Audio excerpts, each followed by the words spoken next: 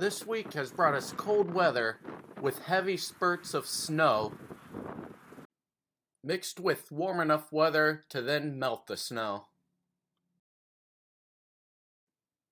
This enabled us to see some special rarities such as moss spores poking out through a thin layer of snow.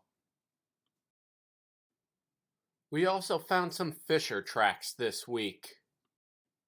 This was the first time this year, and we were beginning to get worried since we're used to having them in the winter time. Their gait is quite distinctive, appearing as if they hop around on three legs.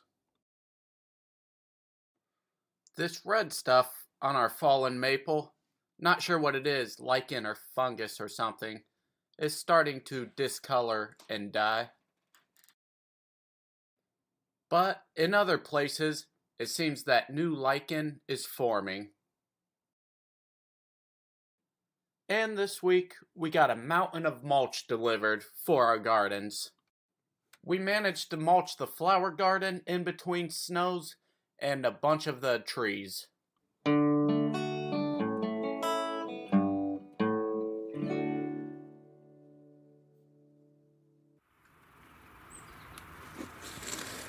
With all the snow, of course, the bird feeders are particularly busy.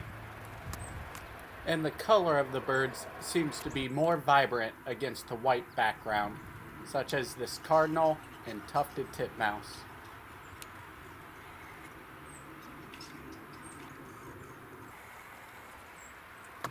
And the dark-eyed juncos are one of our quintessential winter birds.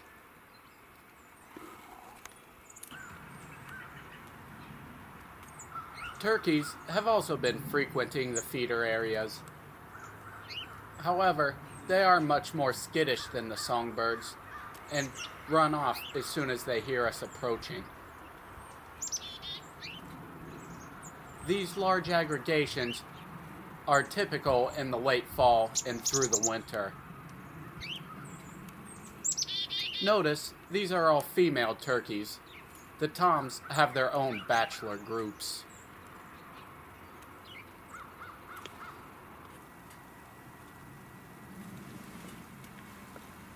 The deer also frequent the feeders, although this one is perusing through the snow for fresh forbs.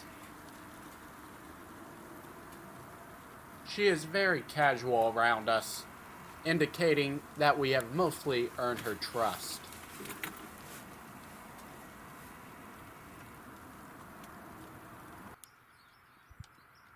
Here's a Cooper's hawk perched in a tree next to the parking lot.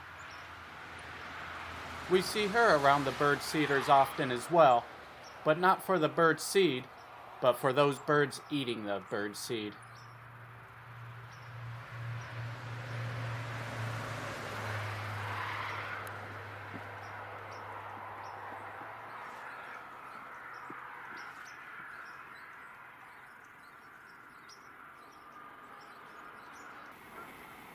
The cold weather is finally starting to push the geese south for the winter. At least a good portion of them, anyway. And it's not necessarily the cold temperatures that force them out. It's the snow cover and ice. When they can no longer forage for food, they leave. However, there will be some that inevitably stay for the winter.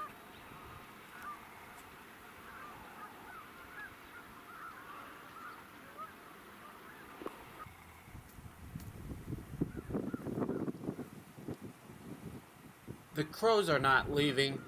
In fact, the flocks are getting massive.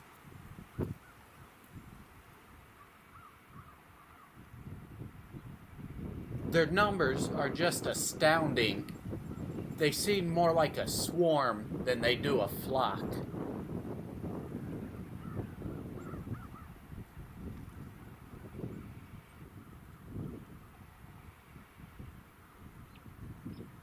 These crows are on their way back to the roost for the evening.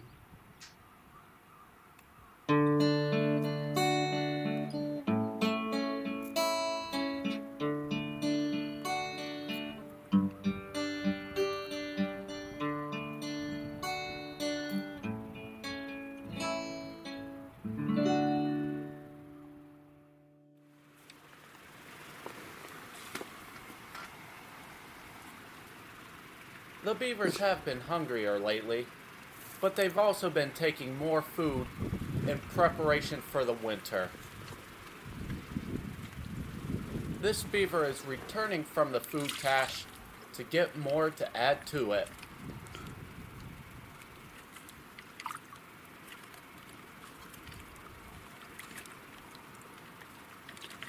Notice how she sizes up this branch, trying to figure out a way she can take the whole thing to her food cache.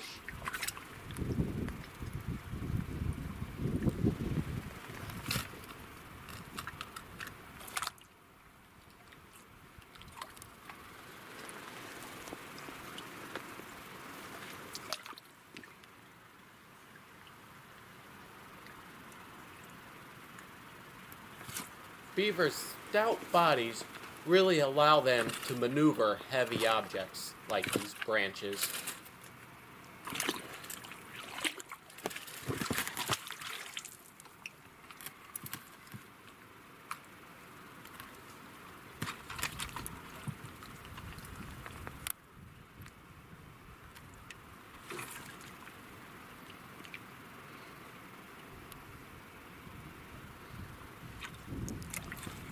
Beaver teeth are incredible tools used for lopping branches and taking down trees very easily.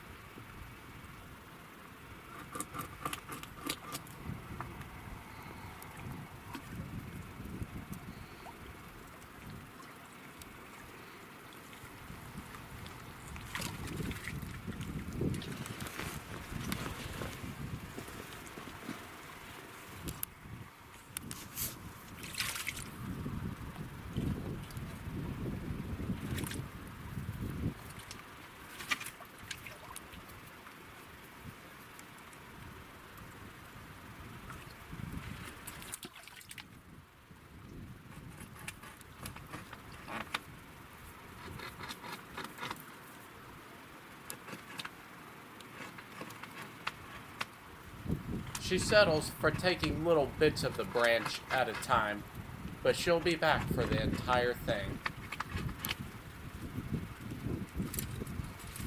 Underneath that fallen willow tree is the food cache.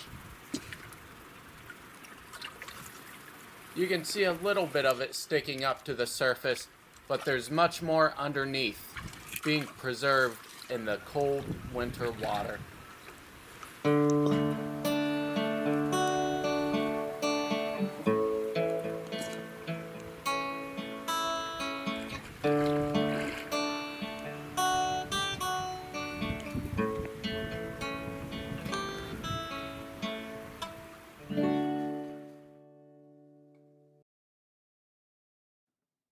That wraps up this week.